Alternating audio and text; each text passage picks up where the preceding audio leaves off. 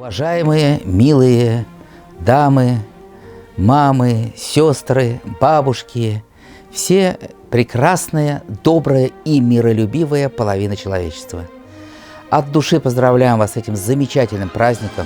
Все зависит от вас. Каких вы детей воспитаете, как вы будете нас, мужей, отцов, настраивать на оптимизм, на совершение каких-то подвигов, каких-то достижений целей.